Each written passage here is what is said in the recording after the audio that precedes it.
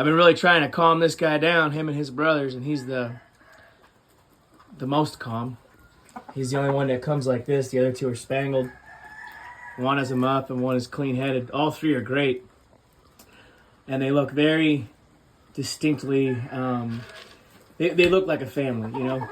If I ignore the color and ignore the muff, they all look pretty much the same. But yeah, this year I'm really focused on the brown-red New York Muff cross, and I'm really excited. I don't talk about my brood pens too much, I don't think.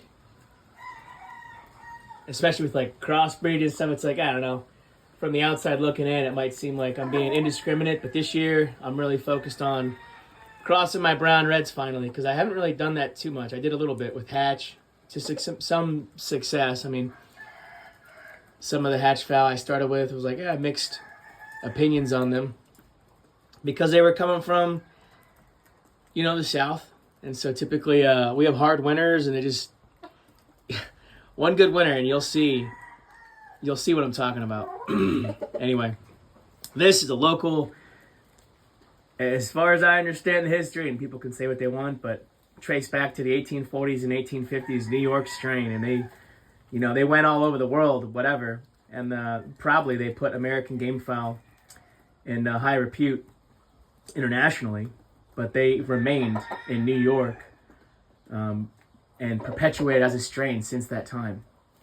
And so this guy represents a family of just local Whitehackles and Muff. And so his sire was basically an inbred family of Murphy and Hoy. And then the hens were basically Hoy and Morgan. And the Morgans were coming from Maine. The Murphys were coming from New York, and those guys can trace them directly back to Tom Murphy. And they can trace the Hoy back to John Hoy. And so the old-timers and generationally from father to son, folks have maintained what we're calling, or what I'm calling the New York Muff or the Whitehackle Muff. And they say you can't find straight Hoy anymore, and there's a reason for that, and they'll discuss that. But there's some fellows across the border, further north, and they have some muff fowl and some Whitehackle fowl as well. So they come off the boat and they remain. And then in terms of the brown reds, it's almost like a controversial topic.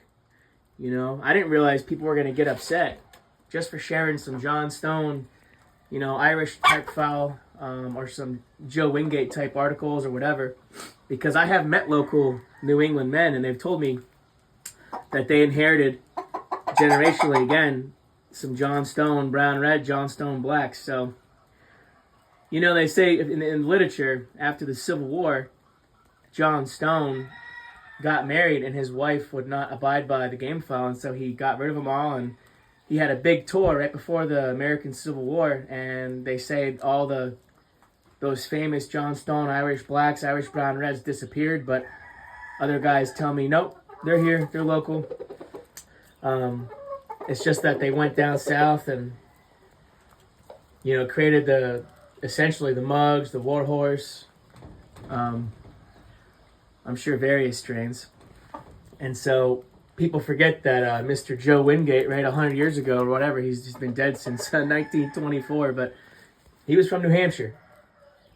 So when I found out I was moving to Maine, that's one of the reasons I got the brown reds.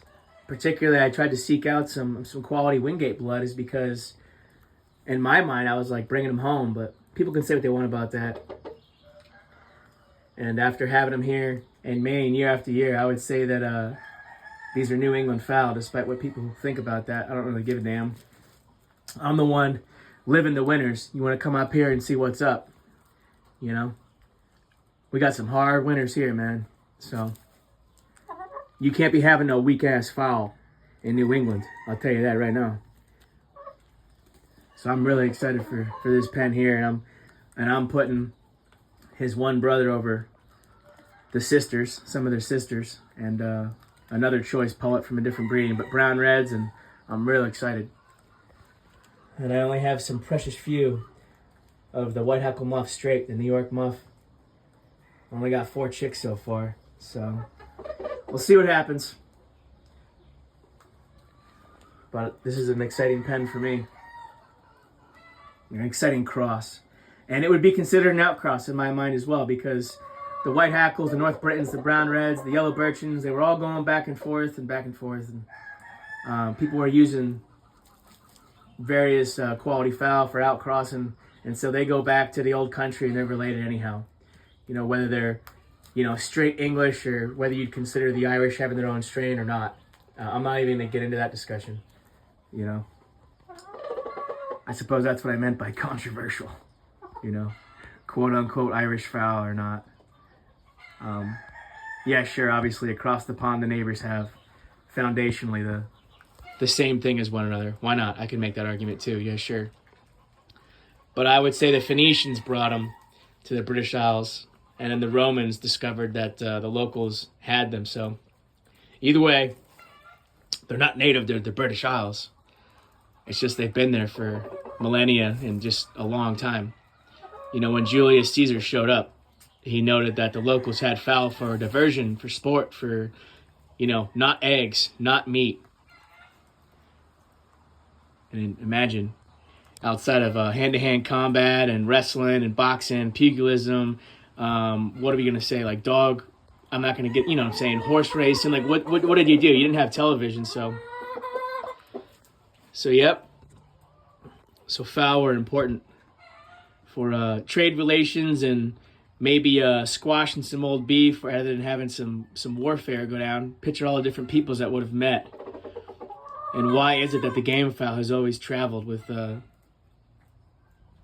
basically far-flung sailors, soldiers, mercenaries, conquistadors, and we can go on and on about this.